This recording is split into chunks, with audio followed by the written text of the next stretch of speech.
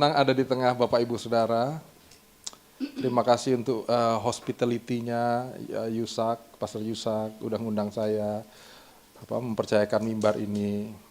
Persahabatan yang mungkin belum lama ya dari apa yang kita ikuti gitu sama-sama. Tiba-tiba kemarin saya ada jadwal di CLCC. Ya, saya sampai hari ini masih bagian dari CLCC gitu. Kayaknya itu sampai nanti juga kapan gitu ya. Soalnya itu hubungan itu nggak bisa diukur sama sesuatu ini loh ya. Kayak misalnya saya merasa, kan ini saya merasa. Saudara bilang, oh enggak, kan saya yang rasa. Untuk saya somehow tiba-tiba feeling deket sama Yusak gitu. Entah mungkin karena saya numpang di kamarnya tadi. Hospital, dia ya, saya cuma bilang, karena Yusak baru tahu saya ada di CLCC hari Sabtu kali atau Jumat, dia Kak nanti abis dari sana ke ini dulu deh, ke apa ini? Yerusalem. Jauh kan dari Bandung ke Yerusalem, kapan lagi? Saya bilang langsung, iya kapan gitu ya. Taunya ibadah 3 dijemput saya. Merasa terhormat saya. Makasih ya sampai dijemput ya. Ya. Thank you juga Om Kim. Ya, udah. Saya kehormatan loh ada Om Tante. Ya. Apalagi ya? Cukup ya. Kita langsung masuk firman Tuhan ya. Untuk nama, saya bisa lihat nama saya Semi. Saya tinggal di Jakarta. Istri saya harusnya hari ini ikut. Iya, harusnya ikut. Cuma kebetulan ada satu adik rohani kami yang hari ini jadwal khotbah pertama dia di gereja. Wah. Jadi kakak-kakak ini harus nemenin ya, termasuk istri saya bilang enggak kamu aja, aku mau nemenin dia. Wes, bagus. Ya oke. So senang ada di tengah saudara. Saya sebelum lebih lanjut mari kita doa sekali lagi. Bapa, terima kasih. Enggak pernah kebetulan. Semua ada divine plan dari Tuhan. Ada rencana yang ajaib yang Tuhan sedang kerjakan dalam setiap pertemuan, dalam setiap apa yang kami kerjakan, dalam setiap ibadah. Hari ini pimpin hati kami, pimpin kami semua. Kami yang di tempat ini maupun yang menyimak di Zoom, Bapa urapi kami semua.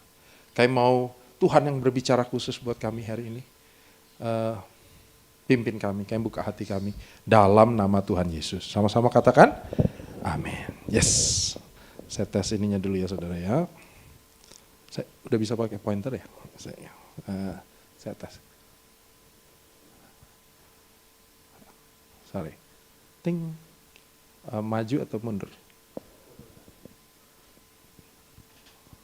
Oke, sorry. Udah bisa ya? Oh, Pak Agus. Canggih nih tempatnya. Ya. Saudara harus mengucap syukur ini. Karena banyak orang yang nggak punya fasilitas seperti yang kita nikmati hari ini loh. Ya, semua fasilitas.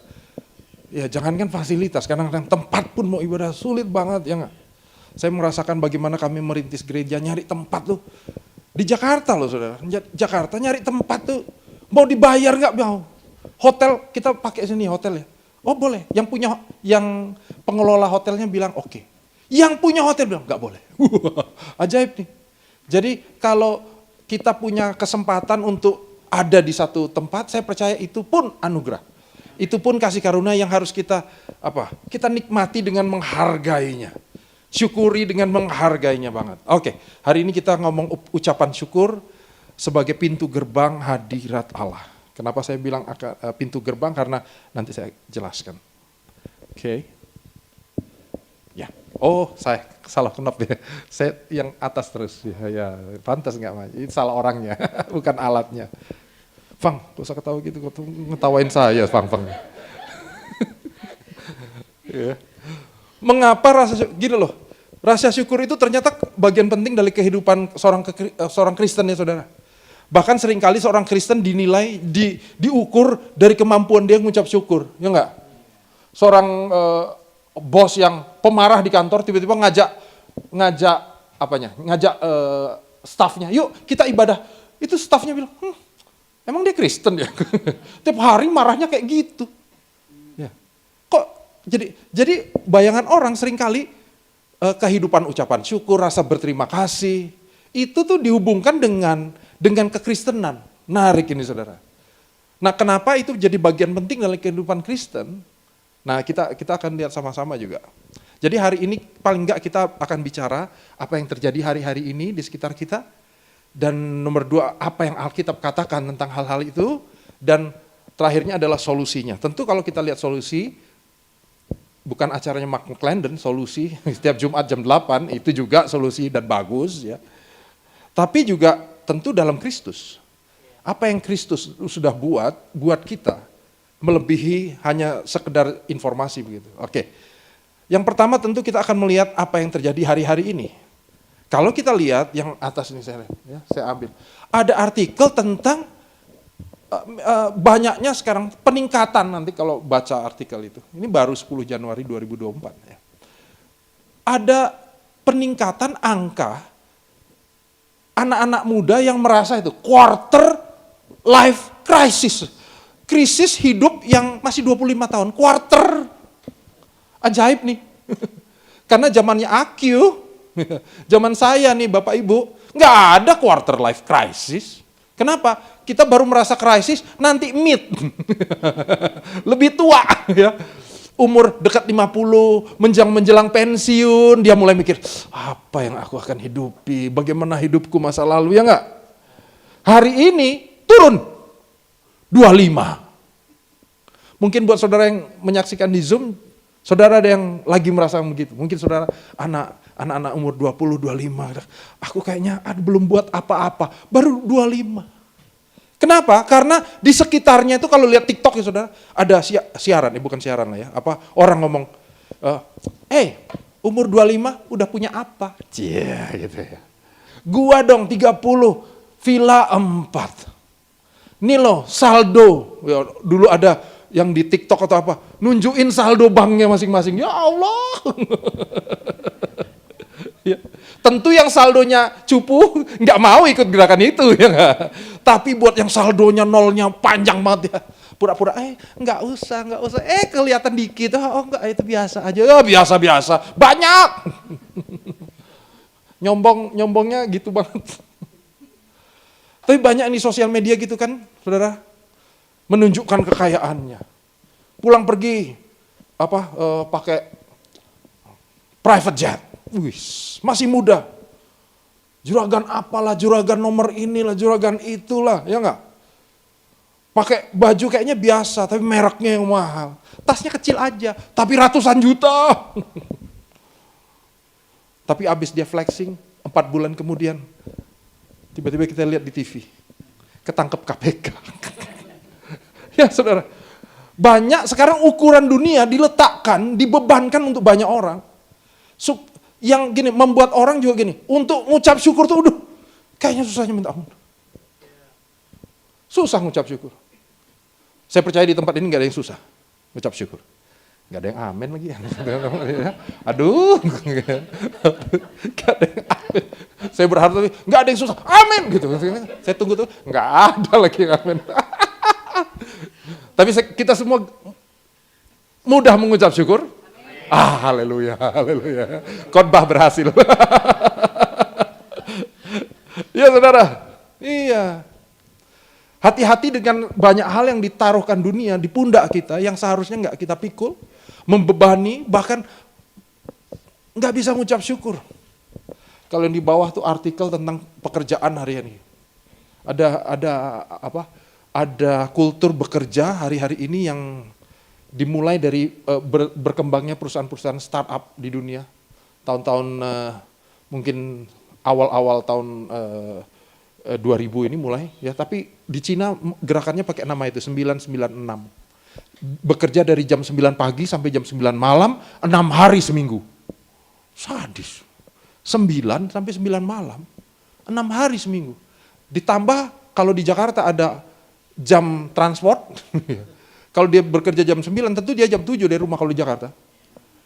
Pulangnya jam 9, nyampe rumah jam berapa? Kapan ketemu keluarga? Jangankan pelayanan, keluarganya pun nggak bisa dilayani. Ya Allah. Tapi tahu nggak saudara, orang bangga dengan itu. Anak-anak sekarang kalau, gue lembur nih, nggak pulang dari kantor, bangga. Lucu ya. Zamannya saya, orang kerja nih, nggak pulang dari kantor. Kita tanya, kantor apa itu? Nggak mau gue kerja di situ. Ya nggak? Kalau sekarang bangga, ada kebanggaan itu. Tapi itu yang terjadi di sekitar kita. Ya. Orang membutuhkan healing, orang membutuhkan lagu-lagu tentang healing, ngetop sekarang cepat. Jadi kalau buat lagu tentang gospel dari tempat ini, sisipkan unsur itu, karena ada kebutuhannya. Orang tuh lagi capek. Tulus nyanyi itu kan, luka-luka, tantana luka, da-da-da-da, yang da-da-da-da-da-da. Ujungnya dia bilang, katakan pada dirimu, engkau baik-baik saja. Pas dengar baik-baik saja, semua yang di sini, padahal lagu yang ngomong. Tahukah saudara, untuk kita, Tuhan selalu ingatkan, engkau akan baik-baik saja dalam tangan Tuhan. Ya. Tadi pagi saya ingat lagu itu ya, Planet, apa itu? Sepertinya kau memang dari planet yang lain. Itu anak-anak gitu. Yang turun ke bumi untuk orang-orang sepertiku. Oh, orang suka. Kenapa? Karena dia tahu untuk menyukai dirinya itu nggak gampang loh. Butuh orang yang dari planet, kira-kira gitu. Dari planet lain. Sehingga kalau punya pacar yang bisa ngerti dia, itu banget. Ya. Oh, segalanya. Ya enggak, saudara? Hari-hari ini ada kehausan untuk penerimaan. Hari-hari ini ada kehausan untuk dimengerti generasi di bawah. Bu, Pak, anak-anakmu gitu loh. Lihat itu. Memang di generasinya tuh gitu. Jadi mari kita pahami bahasa generasi hari ini. Kalau kita tahu kebutuhannya, mari arahkan kebutuhan itu di dalam kebenaran akan Tuhan. Amin. Mari kalau kita lihat apa yang Alkitab katakan, menarik nih saudara. Karena Alkitab di 1 Tesalonika 5 ayat 16-18, kita baca sama-sama yuk. 1, 2, 3. Bersukacitalah apa? Kadang-kadang. Amin. Enggak, senantiasa. Terus ya, 1, 2, 3. Tetaplah berdoa. Lagi, mengucap syukurlah dalam segala hal, sebab itulah yang dikehendaki Allah di dalam Kristus Yesus bagi kamu. 3 ayat ini merupakan satu kesatuan yang kalau kita lihat dalam teks, kritik teks, jarang dipisahin.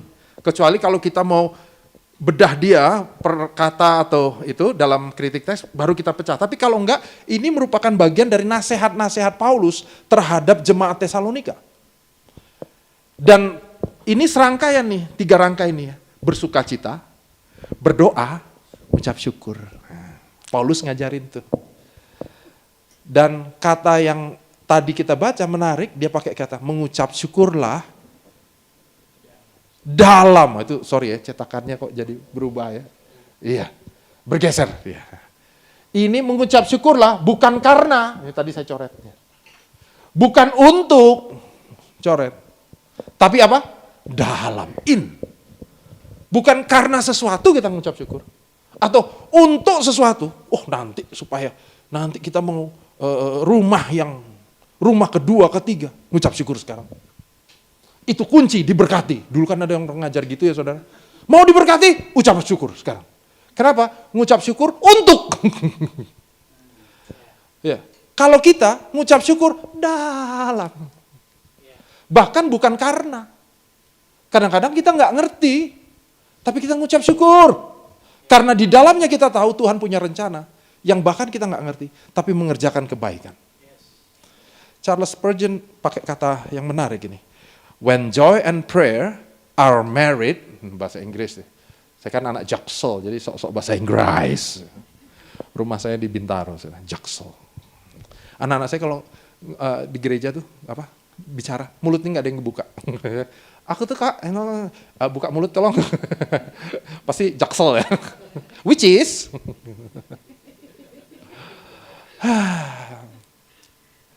Spurgeon terus, when joy and prayer are married, saat sukacita dan doa menyatu, ya, menikah, dia bilang gitu, ya, menikah. Their firstborn child is gratitude. Anak pertama mereka yang keluar, itu secara alami gitu ya, gratitude. Gratitude itu bukan cuma mengucap syukurnya, tapi menghidupi syukur. Apa? Hidup penuh ucapan syukur. Oke? Makan soto nih, saudara mengucap syukur dong. Mau doa makan kan, aduh terima kasih Tuhan, ada soto, ada wah asik banget ya. Terima kasih Tuhan untuk makanan ini, amin. Pas makan, asin banget tuh soto. Bagaimana hati saudara? Kalau ngedumel, marah-marah banget, sampai marahin restoran, siapa yang bikin nih? Hah? Jangan-jangan kita cuma lip service tadi ucapan syukurnya. Bukan gratitude, menghidupi ucapan syukur. Mari hidupi ucapan syukur. Bukan cuma lip service. Oke? Ayat yang lain dari Alkitab, Mazmur 100, saya pilihkan Mazmur 100, karena di Mazmur 100 ada keterangan ini, maaf ya, Mazmur untuk korban syukur. Nah, saya coba cek, saya belum menemukan Mazmur lain yang diperuntukkan khusus ini, untuk korban syukur. Isi Mazmur banyak yang ngucap syukur, tapi Mazmur untuk korban ucapan syukur, saya baru menemukan di Mazmur 100. Mungkin saya belum menemukan ada yang keselip gitu, tapi saya sementara ini masih menemukan Mazmur korban ucapan syukur. Dan dia menarik pakai kata itu juga. Sacrifice of praise. Jadi syukur tapi jadi korban. Kok bisa ya? Saya pikir bagaimana syukur bisa jadi korban? Iya, adik, iya batu, langsung korban ucapan syukur. Saya nggak terganggu ya saudara, anak-anak, this okay. Ya, adik-adik ya anak, Tuhan Yesus kan anak-anak deket dia ya, masa saya terganggu? Oke, korban ucapan syukur.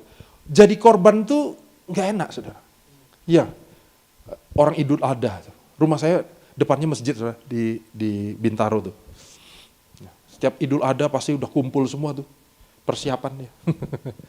Yang mau dikorbankan, rame. Masjid saya sama saya kompak. Masjid saya itu sangat memperhatikan warga non-muslim. Karena di depannya ada warga non-muslim, mereka sepakat, rapat dan bilang gini, kami nggak mau pakai speaker di luar. Karena di depan ada yang non-muslim. Kami speakernya di dalam aja. Asik nggak masjid gue? Ya, masjid gua tuh, ya, asik masjidnya. Makanya saya juga sangat memperhatikan mereka, ya enggak? Saya sering nyumbang loh Idul Adha. Izin dulu Pak, non Muslim boleh nggak nyumbang Idul Adha nanti? Oh boleh Pak, kalau ini kan sumbangan, bukan soal untuk kalau mereka soal ibadah penghapusan dosanya itu ya. Nah saya nggak ada, saya nyumbang aja. Oh boleh Pak. Jadi kami gitu. Tapi kalau ada korban, saya nggak pernah lihat, walaupun kambing-kambing itu udah di situ untuk Idul Adha, dia suka rela tuh nggak? Siapa? Oh aku, gitu. Kita mau potong, kambing datang, gitu enggak. Tetap meronta-ronta, tetap nggak enak, karena dia mau dipotong mati. Korban tuh nggak enak, saudara. Kadang kita ngucap syukur saat yang kita enak, ya enggak? Dapat berkat, yes, alami dong. Tapi berapa banyak kita ngucap syukur saat nggak ngerti, nggak pas. Ada anak sakit, ngucap syukurnya gimana ya? Tapi waktu kita naikkan syukur, itu namanya korban. Karena dia dinaikkan sebagai hal yang betul-betul sungguh dari saudara. Persembahan, Om. Kita baca terus ya, 1 2, 3. Beribadahlah kepada apa? Tuhan dengan sukacita, terus datanglah ke hadapannya dengan sorak-sorai. Terus ayat 3, ketahuilah bahwa Tuhanlah Allah, dialah yang menjadikan kita dan punya dialah kita, umatnya dan kawanan domba gembalaannya. Terus ya ayat 4, 3, 4. Masuklah melalui pintu gerbangnya dengan nyanyian syukur, ke dalam pelatarannya dengan puji-pujian. Bersyukurlah kepadanya dan pujilah namanya. Sebab Tuhan itu baik, kasih setianya untuk selama-lamanya. Dan kesetiaannya tetap turun-temurun. Berbahagialah saudara yang membaca, merenungkan, dan melakukan firman Tuhan. Amin. Nah saudara bisa lihat ini ya. Masuklah melalui pintu gerbangnya. Dengan apa? Nyanyian syukur. Puji-pujian. Dengan bersyukur. Pujilah dia, ya. Setelah masuk, engkau akan bisa menemukan kebesaran dan kebaikan Tuhan. Jadi ucapan syukur itu kayak pintu ini loh. Kalau mau ikut ibadah ya ikut pintu ini. Lewat pintu kita ini. Ya, lewat tes.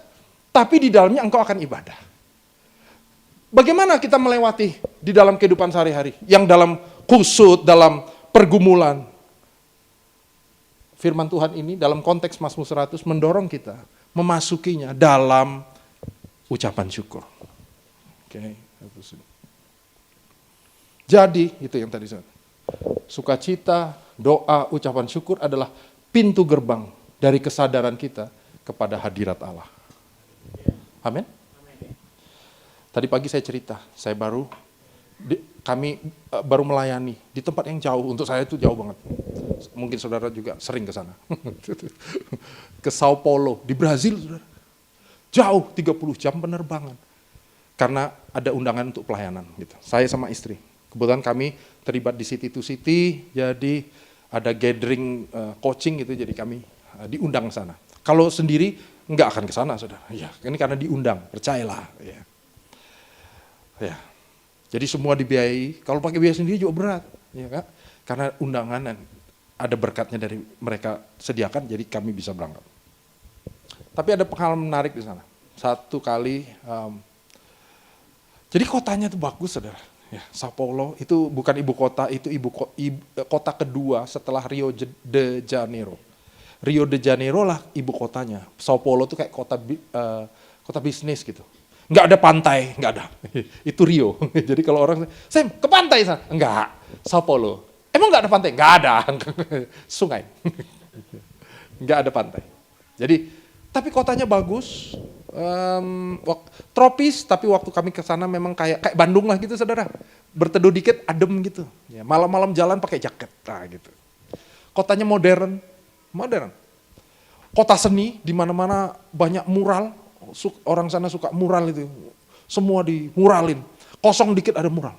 Karena itu budaya mereka untuk misalnya protes pemerintah, kritik itu pakai mural katanya dari dulu. Jadi ada satu aisle tuh jalan gang yang mural semua, ngetop semua, orang dunia pengen lihat lukisan-lukisan di sini. Anyway, tapi banyak homeless-nya. Homeless, ya, banyak homeless. Homeless-nya tuh homeless banget. Saya nggak tahu ya, homeless-nya Indonesia rasanya nggak se-homeless itu. Ini homeless-nya lah. Dari aromanya, atmosfernya, saya nggak tahu berapa tahun mereka nggak mandi nih. Mungkin karena musimnya juga, mungkin karena culture-nya juga. Orang Indonesia kayaknya homeless, tapi mereka kayaknya ada mandinya. Kalau yang nggak mandi-mandi bukan hanya homeless, mungkin dia ODGJ, ada ODGJ-nya. Kalau di sana kayaknya nggak mandi itu orang-orang, ampun deh.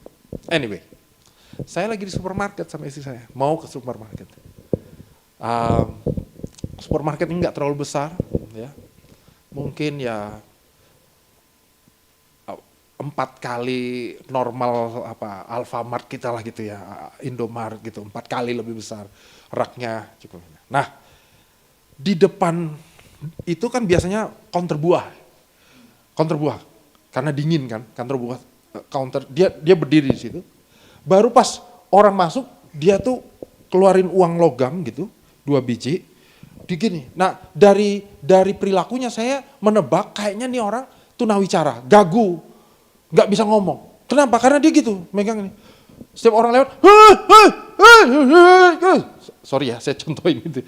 Saya lihat beberapa saudara kaget. Waduh, itu makanya saya bilang kayaknya dia gagu ya. Orang lewat, jalannya juga kayak nggak normal ya saudara gitu ya. Saya contohin, saya berusaha mencontohkan, walaupun mungkin nggak gitu banget ya. Bagian kami nih mau masuk kan. Nah, kita tuh kan sekarang kalau keluar negeri jarang bawa cash banyak, saudara. Karena semua pakai kartu aja, bisa, udah gampang gitu. Jadi saya cuma punya cash tuh ada yang 50 gitu kali 50 real. Ya. Tapi ada 2 buah 10 real tuh cuma kayak 30.000, saudara, 30.000 uang kita. Ya. 1 real itu cuma 3.000. Jadi 10 real 2 kali 5 2 lembar 5 itu cuma 30.000. Lihat dia, saya merasa sama istri saya tuh suka gitu orangnya. gampang lihat apa? Dia udah kasih kode tanpa bicara. Cuma, gitu. Oh, oke. Artinya kamu kalau bisa kasihin gitu. Saya ambil 50. Saya ambil 10 real, cuma 10. Dua lembar uang 5 real gitu. Kasih. Itu mukanya langsung berubah. Kasih uang 10 real. Baru dia gini.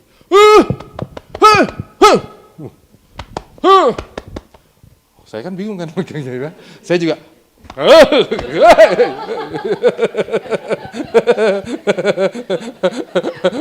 Kira-kira dia bilang thank you, aku bilang welcome. Gitu kan. Sama. Habis mau ngomong gimana ya? Nggak lupa saya itu. Dia, baru mau meluk dia. Saya bilang, jangan, nggak usah. Akhirnya kita fist bump gitu. Dia, dia bilang sama saya, dia saya thank you. Kira-kira gitu deh, saudara. Oke, kami lewat. Ini yang terus teringat untuk saya. Saudara, setiap kali, jadi ini kan aisle gitu panjang gitu ya. Setiap kali dia lewat, kan dia di ujung sini, saya di ujung sana. Dia lihat kami lewat gitu, dia,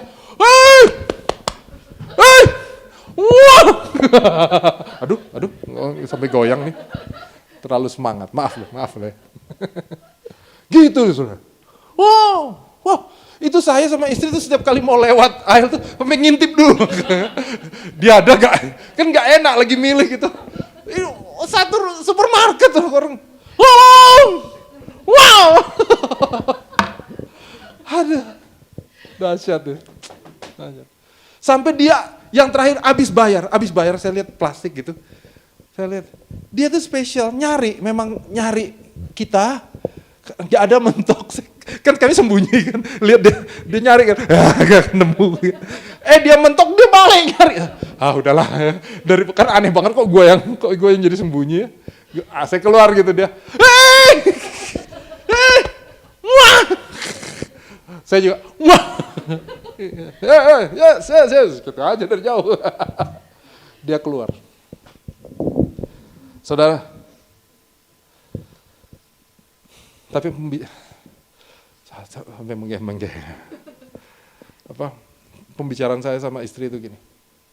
Ada satu pasangan suami istri sederhana yang Tuhan kirim untuk orang ini. Beli apel 45 biji loh, saudara.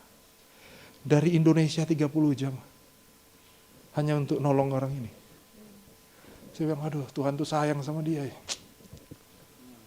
Tapi nomor 2, saya bertobat. Saya sering punya banyak uang, lebih dari 10 real, lebih dari 30 ribu. Bahkan mungkin di dompet kita selalu ada 50, ada 100. Tapi saya gak pernah gitu sama Tuhan. Tuhan,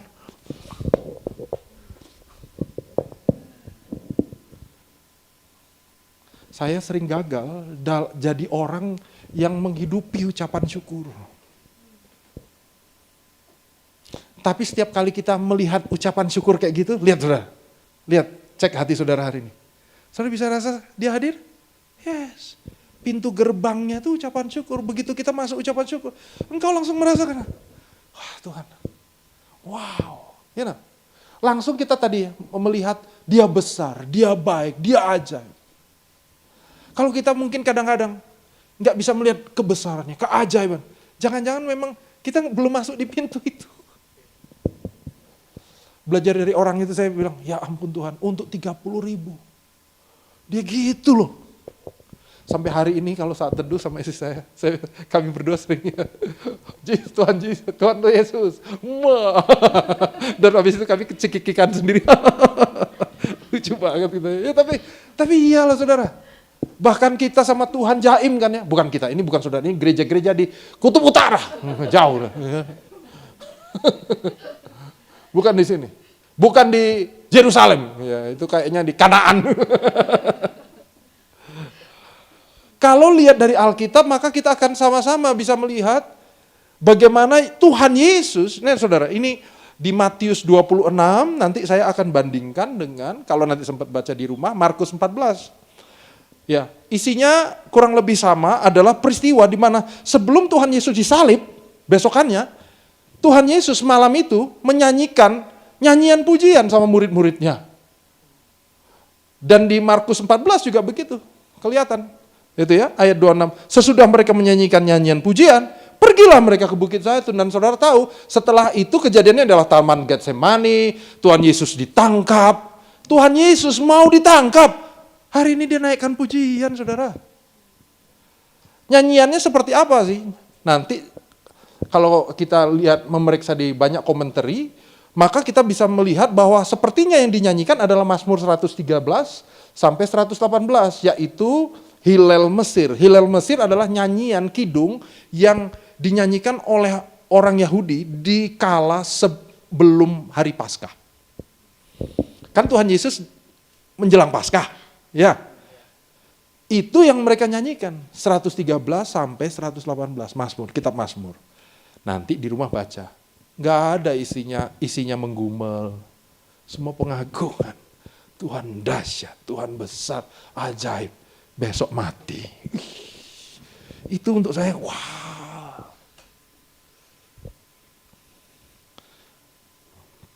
Yesus adalah teladan bagi kita menghidupi sukacita, doa, dan ucapan syukur. Bahkan dia bukan hanya datang untuk jadi teladan. Saya tutup dengan ini. Tim Keller bilang itu, Injil adalah Yesus Kristus. Jadi kalau orang tanya, Injil itu apa? Yesus Kristus. Yesus Kristus yang apa? Yang datang ke dunia, menghidupi hidup yang seharusnya kita hidupi. Dan menjalani dan mengalami kematian yang seharusnya kita alami. Jadi kalau orang tanya, aku ngucap syukurnya gimana? Kayaknya di sekitarku gak ada yang baik ya. Anak sakit, keluarga, masalah keluarga. Aku ngucap syukur apa? Ucap syukurlah atas Injil. Yaitu Yesus Kristus. Yang bukan hanya menjadi teladan, tapi dalam kelemahan kita, dia mati. Supaya dalam kelemahan saudara dan saya, dia ada di sana. Supaya masa-masa terpuruk kita, dia bukan hanya orang yang menasehati dari luar, tapi dia bersama saudara. Dan melalui kebangkitannya dia mengangkat kita. Membuat setiap apapun dalam kehidupan kita menjadi sesuatu yang penuh pengharapan.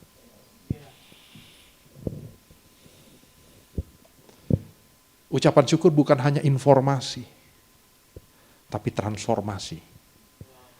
Dia bukan hanya mengubah cara pikir, tapi mengubah kehidupan kita semua. Endapkan itu dalam hati saudara. Ya. Dan engkau akan melihat buahnya. Melihat hal-hal yang dulu rasanya berat, menjadi hal-hal yang merupakan pintu dari karya Allah dalam kehidupan Bapak Ibu. Amin. Mari kita doa.